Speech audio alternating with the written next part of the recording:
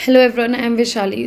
कैसे हो आप सब। आज की इस वीडियो में डिस्कस करेंगे वो बच्चे जो एमएससी कर रहे हैं और उनका मुझे कभी कभी फ़ोन आता है तो देन आई रियलाइज़ वो लोग मुझसे ये कहते हैं कि मैं अभी एमएससी के ये टेस्ट चल रहे हैं, कभी एग्ज़ाम चल रहे हैं, तो बीच बीच में एक क्या होता है कि हम कोई भी कोचिंग ज्वाइन करें या कहीं भी प्रिपरेशन करें तो क्या होता है कि हम लोग प्रिपरेशन करते हुए वो जो कंटिन्यूटी है it break some time and then we start from the scrap, क्योंकि भूल जाते हैं।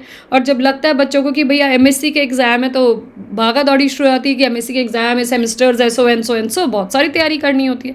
तो व्हाट आई सजेस्ट, पहले आप लोग deeply just think about it कि ये एमएससी की परसेंटेज आप अच्छी लाओ। No doubt there is a criteria of 55% कि आपकी होनी चाहिए to give your any of the exam, your GATE और CSI NET. But the point is आप ट्राई करो to get more, achieve more, लेकिन दिन का 1 घंटा 2 घंटा या 3 घंटा कैसे भी निकालो, कहीं से भी निकालो अपनी CSI की प्रिपरेशन। अगर वो बच्चे कर रहे हैं तो उसको छोड़ने की बिल्कुल भी आवश्यकता नहीं है। इसमें सेम बोट में सेलिंग वो बच्चे भी हैं, कहते हैं ना कि एक ही बोट में सवार आप लोग भी हो जो लोग जॉब कर रहे हो। उनके क्वेश्चंस आते हैं मेरे पास कि मैम जॉब के साथ तैयारी नहीं हो पा रही। सोचा आपने, ठाना आपने, तो आपके लिए समय कोई और नहीं निकालेगा। सुबह के 3 बजे उठिए, चाहे रात के 2 बजे सोइए, समय आपका है, आपको मेहनत करनी पड़ेगी, भविष्य आपका बन रहा है। So accordingly you have to think very sincerely, very properly about yourself कि आप किस चीज़ को कैसे कब टाइम देके प्रायोरिटाइज करेंगे। ठीक है, तो ये वीडियो उन्हीं बच्चों के लिए जो कोई भी चीज़ एक्स्ट्रा कर रहे हैं with your preparation of your competition exam, either be the CSI net और गेट। तो किस तरीके से हम इन चीज़ों को दोनों को बैलेंस करके चल सकते हैं। स्टार्ट करते हैं। अगर आप लोग MSc मैथ्स कर रहे हैं तो ये ध्यान रखिए, आप 70% लाएँ, 80% लाएँ, it is just a number. आपका किसी भी अच्छे एग्जाम का क्वालिफाई होना ज़रूरी है, क्योंकि वो क्वालिफाई होते ही आपको इम्पॉर्टेंस मिलेगी और आप उसके बिहाफ पे आगे बढ़ सकते हो और किसी भी कॉलेज में रिसर्च पोजीशन या लेक्चरशिप के लिए या PhD के लिए या फिर MTech के लिए जा सकते हो। तो थॉटफुल रहिए, आप अपनी कंटिन्यूटी को बिल्कुल भी ब्रेक नहीं करेंगे। आप जिस तरीके से तैयारी कर रहे थे, अगर 5-6 घंटा 7 घंटा पढ़ रहे थे तो reduce it to 2 hours, just 5 घंटा कम कर दो। क्या करोगे उन 5 घंटा में? आधा घंटा अगर नया टॉपिक देखना है तो देख लो, अगर हो पा रहा है तो ठीक है, नहीं तो जो पिछला है उसी का रिवीजन कर लो। रिवीजन करने में सबको बड़ी आफत आती है, बट आफत मत समझो, जस्ट डू द रिवीजन, क्योंकि आगे जब नया पढ़ोगे तो इस चीज़ का रिवीजन बैकलॉग नहीं बनेगा, आप लोगों को हेल्प मिलेगी। तो जस्ट गो फॉर रिवीजन और for a new topic, reduce the time at least for 3-4 hours, और वो 4-5 घंटा अपनी MSc के एग्जाम, असाइनमेंट, टेस्ट या फिर जो जॉब करते हैं उसमें आप लगा सकते हो। Okay, moving to the next. MSc के मार्क्स आपके लिए जस्ट एक क्राइटेरिया है, तो वो क्राइटेरिया अच्छे नंबर से फुलफिल करना बहुत ज़रूरी है। नो डाउट मैंने भी बहुत मेहनत करी थी अपनी MSc को परसेंटेज लाने के लिए, मैं भी टॉपर थी कॉलेज की। बट ये आपको ध्यान रखना पड़ेगा कि कैसे उसमें से 2-3 घंटे चुरा के आप अपनी CSI नेट या गेट की प्रिपरेशन कर सकते हो। वो सोचना आपके ऊपर है, कब चुराओगे 2-3 घंटा अपनी प्रिपरेशन के लिए, वो भी आप ही डिसाइड करोगे। Okay, importance of GATE CSI NET preparation over MSc scores. तो कैसी कैसी इंपॉर्टेंस हमारे पास हैं या क्या क्या इंपॉर्टेंट कैरियर अपॉर्चुनिटीज़ MSc के अच्छे स्कोर होने के साथ अगर गेट क्वालिफाई हो जाए तो बहुत ही अच्छी बात है। आप PhD कर सकते हैं, PhD की एंट्रेंस निकालने की कोई ज़रूरत नहीं है। आप गेट अगर क्वालिफाई होता है या CSI नेट क्वालिफाई होता है तो प्रोजेक्ट वैकेंसीज़ के थ्रू आप प्रोजेक्ट में एनरोल करिए और फिर PhD के एक्सटेंशन में भी जा सकते हैं। सिमिलरली CSI नेट क्वालिफाई होता है तो डायरेक्टली PhD की अपॉर्चुनिटी मिल जाती है या फिर रिसर्च वर्क के लिए आप जा सकते हो। तो there are many more opportunities जिसमें आपको गैप ईयर नहीं देना पड़ेगा, इसलिए टाइम को सोच समझ के लगाएं।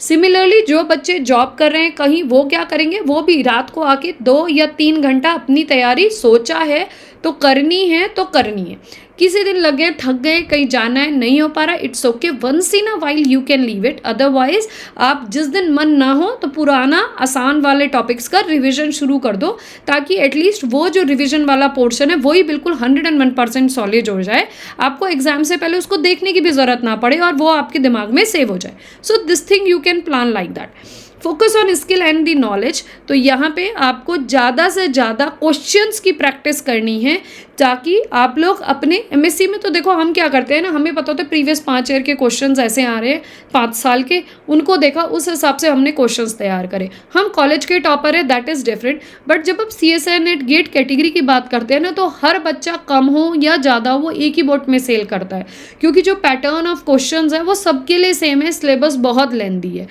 कोई बच्चा एक 1 साल की तैयारी में निकाला, कोई बच्चा 4 साल की तैयारी में निकाला, कोई बच्चा 3 साल की तैयारी में निकाल रहा है, तो दैट इज़ डिफरेंट। इतना कोई भी जब घिसेगा तो ऑब्वियसली वो टॉपर के बराबर ही आ जाएगा।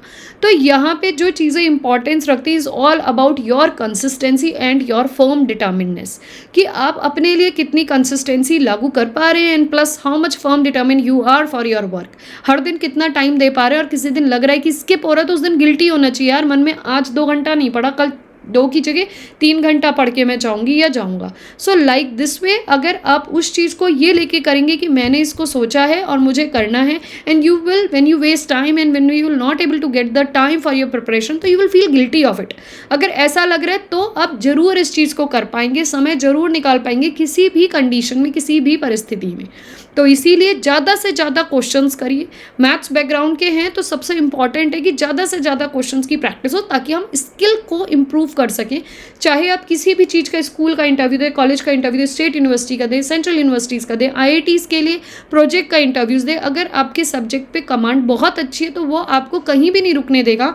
You will get a platform और आपको वो चीज़ मिलेगी, आप क्वालिफाई कर जाओगे। बट अगर आपने MSc कर लिया अच्छे नंबर से, लेकिन प्रैक्टिस ही नहीं करी, इधर से उधर से राइट एंड रोट मेथड पढ़ लिया, हो गया, उधर पढ़ा इधर कॉपी पेस्ट हो गया, MSc में नंबर आ गए, तो फिर यही होगा कि मैम, फ़ोन करके बच्चे जो मुझे कहते हैं कि मैम क्वेश्चंस नहीं हो पा रहे, थ्योरी तो याद हो गई। तो उसका फ़ायदा ही क्या है यार, थ्योरी तो 5th-6th क्लास के बच्चे भी याद कर रहे हैं ना जो स्कूल गोइंग है। You are not in that category, you are just a grown up guys. आपको उस तरीके से अपने आप को स्किलफुल बनाना पड़ेगा, नॉलेजेबल बनाना पड़ेगा। So practice more and more questions. किस तरीके से करोगे, कैसे करोगे, PYQs की मदद से करोगे, लास्ट ईयर के क्वेश्चंस जो रिसेंट ईयर के हैं उनकी मदद से करोगे। तो MSc के साथ अगर आपको लग रहा है कि कभी you are not able to get time for your preparation, तो 1 घंटा पढ़ो, लेकिन पढ़ो जरूर, वहाँ पे गैप मत करो, ठीक है? क्योंकि गैप सबके लिए बड़ी प्रॉब्लम क्रिएट करता है, वो बैकलॉग होता जाता है। तो don't create a gap in your studies. Okay, so I hope मेरा सजेशन आप सभी को समझ में आया होगा। वीडियो अच्छी लगी हो तो चैनल को ज़रूर सब्सक्राइब करिएगा। Till then goodbye and take care and thanks for watching this video.